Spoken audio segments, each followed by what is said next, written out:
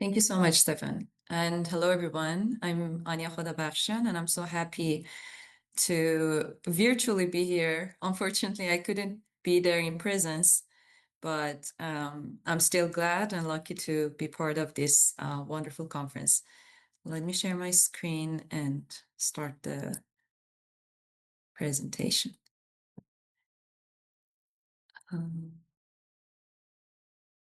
Just can you confirm if you see my screen? Yes, we can. Okay, perfect. So the title of my presentation is Elicit and Augment, a hybrid Bayesian framework for risk modeling in data-scarce construction projects. So let me briefly introduce myself and my background and why I became interested in conducting this research. So my name is Anya Khodabakhshan, and I'm senior project manager at Lombardini 22, which is one of the leading construction and consulting firms in Italy. Meanwhile, I'm a postdoctoral consultant at UCLA Garrick Institute of Risk Sciences. I got my PhD in architecture, built environment, and construction engineering from Politecnico di Milano. And during my PhD and years after, I have conducted research on how we can integrate AI and digital technologies to digitalize and optimize the project management practices in the construction industry, particularly the risk assessment and management. The reason why this area is very important is that in general, construction projects are very complicated. They have many different subtasks and stakeholders with most of the time conflicting interests. And this creates complexity and risk in construction projects at different levels. It could arise from the client, from the contractor, from the legislative bodies, and etc. Therefore, we need to manage these risks on strategic, project level, and operational levels. What happens in conventional systems, basically, is that the project managers, relying on their experience and background knowledge, identify a number of risks at the beginning of the project, and they do a qualitative evaluation of the risk probability and impact, and they rank the risks. For instance, if they're working with this specific general contractor, we know that we have a high risk of claim from them, and this would result in over budget. However, this type of data input is very subjective, very manual, and it cannot be generalized to future projects. So if that specific project manager is not working in a future project, we might have different kind of assessment, and this will create bias in our overall projects portfolio. In base alternatives, base case scenarios, they also reach to a quantitative level of risk assessment. For instance, this is a type of output that I generated personally to see, okay, the probability of finishing project on different target dates or pre and post mitigation, if it has been effective in delivering the project on time, on budget, or safe. However, most of the time, we don't even see this in construction projects. It remains like the risk registers remain as an initial document that remain intact during the whole process of the project, and it's more like a formality.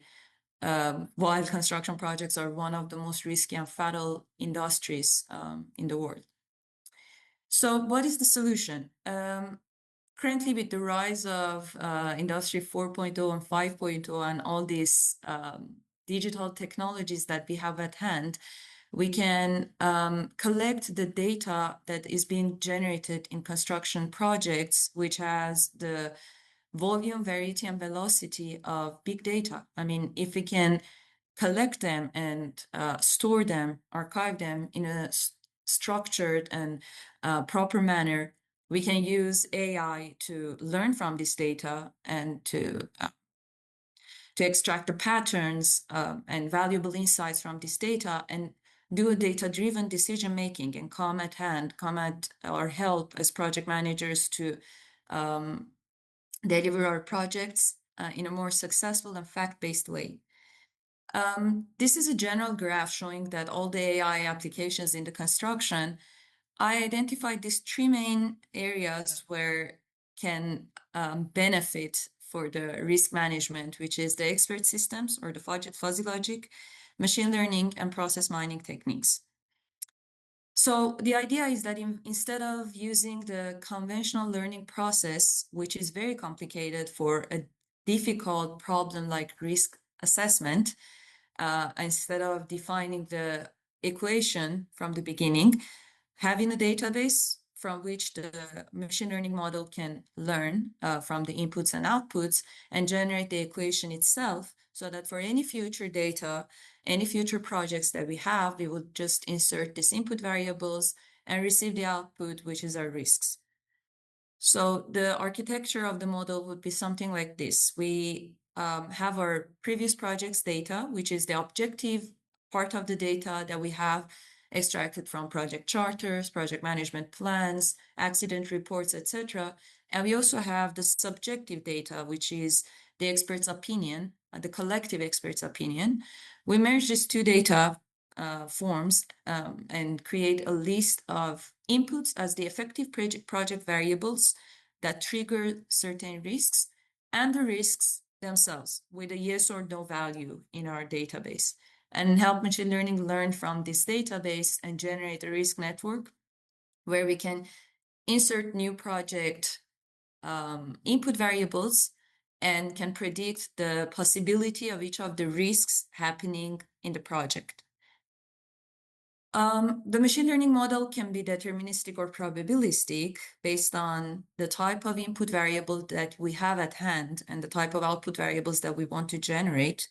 However, it's not only dependent on the type of data, but also about the inference that they're using. So the probabilities are assessed based on frequentist inference in deterministic machine learning models. Hence, we need huge data sets, huge amount of data, so that the model can assign the frequency of the repetition of each risk as the probability of that risk happening. So in limited databases, which is most of the time the case in construction projects, we cannot apply the deterministic machine learning models.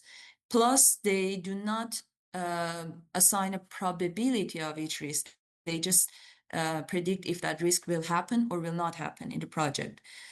With all this being said, it seems like the probabilistic machine learning models that work better with limited data and can learn both from historical data and experts' opinion based on the Bayesian inference could become a better solution to do the risk assessment in the construction industry. So I define some research objectives, and then at the end, we'll come back to this to see if Bayesian networks could respond to them or not. So initially, to automate the project management processes, this is the very important objective that I had in mind. The second one is to provide an accurate and objective risk assessment, not something based on the experience or background knowledge of a certain project manager, but something that the machine can learn from. The third objective was compensating the data limitation, which is a huge issue in construction research in general, because so for each construction project that takes, let's say, at least 2-3 years to complete, we have only one data entry in our database. And addressing the real-world application requirements, which is gaining trust for technology implementation. So I developed 3 main models and 3 alternatives to see which of them would work better. The first one was an integration of experts' opinion and project data, and I developed a Bayesian network. The second solution was based on only experts' opinion that was transferred into a fuzzy logic model, and the third one was only project data based, which was the deterministic machine learning models. So this was for comparing and seeing which of these 3 models give us a more realistic and a more accurate assessment of risks. The first solution, which is the Bayesian network model, has a scheme like this. We have the project variables as the child nodes and the risks as the parent nodes and the risks as the child nodes. So our main objective is to find the interdependencies between the variables and the risks. In order to construct this Bayesian network, I did 3 rounds of elicitation. So in the first round, I asked the experts in the company with which I was doing, which were the industry partners of my research, to identify over an overall list of all the risks that they usually encounter in projects, and all the types of input data that they think I can extract from their databases. So we came up with 46 project variables and 11 risk categories and 65 risks in total. In the second round, I asked the 16 experts in the company to define whether each of these risk variables, each of these project variables were affecting that specific risk category or not. So this was a yes or no, just checkbox that they had to define. And I did a threshold of the answers to see, for instance, if more than half of the people selected yes for that specific project variable, I would include it in my structure of the Bayesian network. And in the third phase, I asked them to qualitatively, with a linguistic variable, say how much each of these variables that remained in the structure are affecting each of the risks in that risk category. So this was then turned into a Likert scale and converted to probabilities and served as the prior learning and the parameter learning of the Bayesian network. So this was the first solution to compensate for the data scarcity. The second solution was the data augmentation using the generative adversarial networks. So generative adversarial networks are a type of generative networks that they are consisted of two layers of networks. The first one is the generator layer, and the second one is the discriminator layer.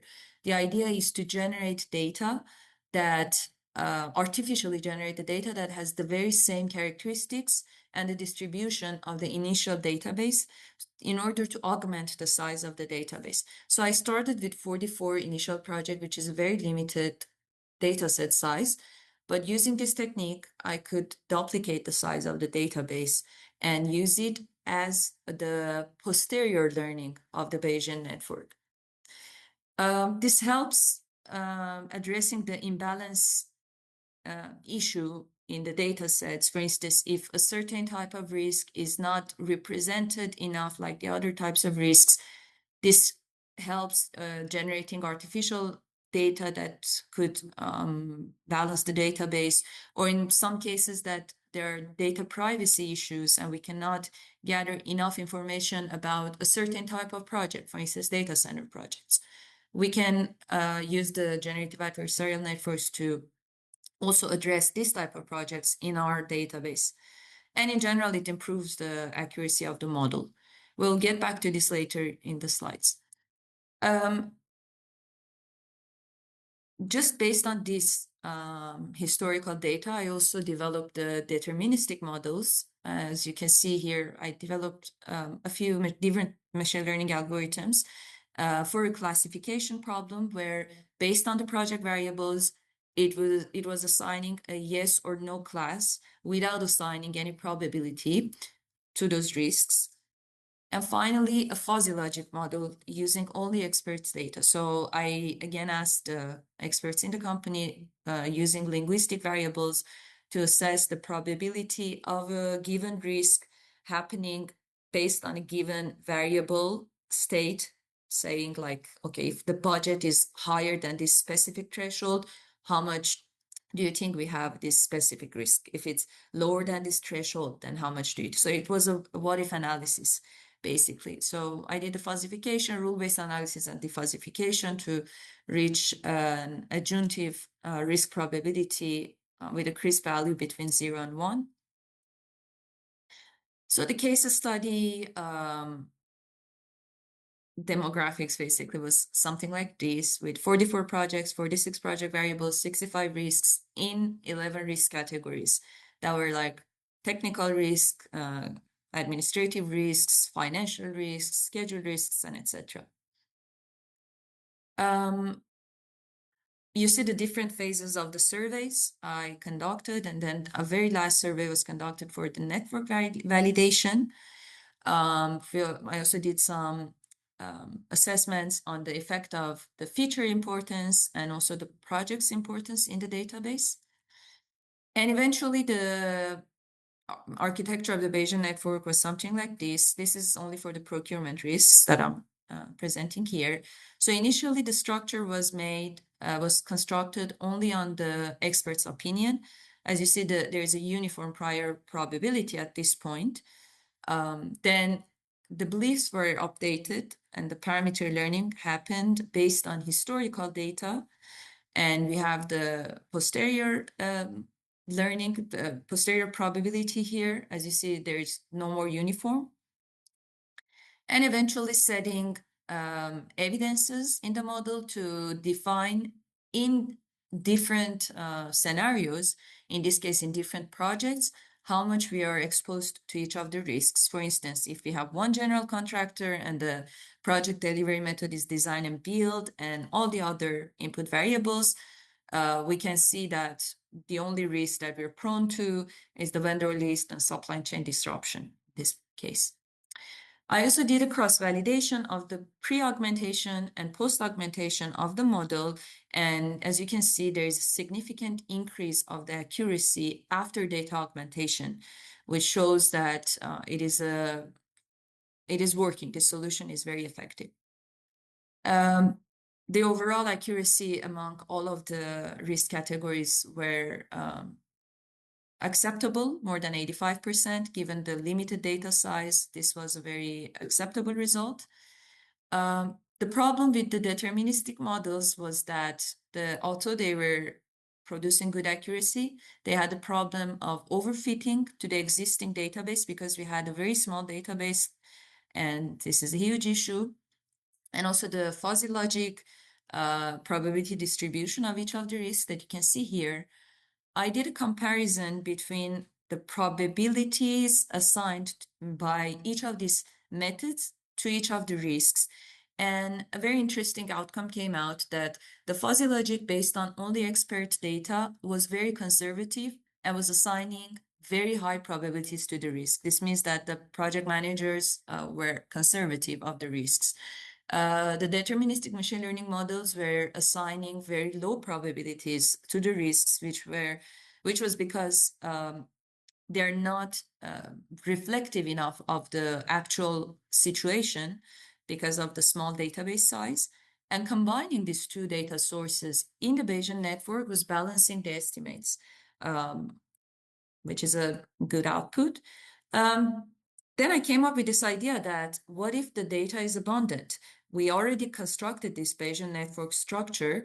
So I exported 10,000 data points. I generated 10,000 data points based on the Bayesian network. And I did 3 experimental analyses. The first one was the PCA test to see what alternative models I can propose instead of all those input variables. The second one was the elicitation optimization based on sensitivity analysis I did for the input variables to see which of them have more impact on the final risk, to only ask those questions from the experts, basically. And finally, to see the post-mitigation risk probabilities, how they changed. So as you can see here, the PCA test didn't return very positive output, and this is because risk in general is not a non-supervised linear comparison. That's why the PCA was not very helpful. The initial Bayesian network was producing more accurately results at the end. The sensitivity analysis results showed which of the input variables had more effect on the output risk, and which means in case of data limitation, these are the variables for each of the risks that we have to target and get data on. And then finally, I defined 4 mitigation strategies, which are accept, avoid, reduce, and transfer, and did a post-intervention risk analysis to see how the mitigation, which of the mitigation alternative is being more helpful and reducing the risk probability more. Finally, the template to make it more explainable, which is in 3 steps of data collection, AI model development, and model implementation, with all of the intricacies, all of the points that we need to consider in not having bias in our input database, to choosing the correct models, and the reliability and safety of the model, and then to the implementation point, to understand what type of knowledge management we have to do on the enterprise level, all contribute to more acceptance from the community of such models. So finally, coming back to the last slide with the success criteria, I could automate the risk management process, which was my first goal. For data limitation compensation, I proposed the data augmentation using generative adversarial networks and integrating subjective and objective sources of data through elicitation, which proved very effective, both of the solutions.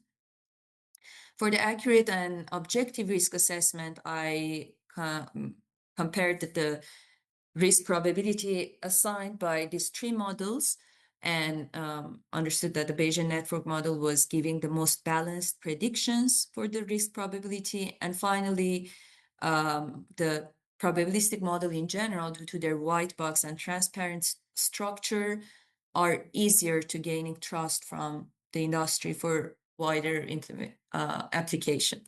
So the final solution was the Bayesian network.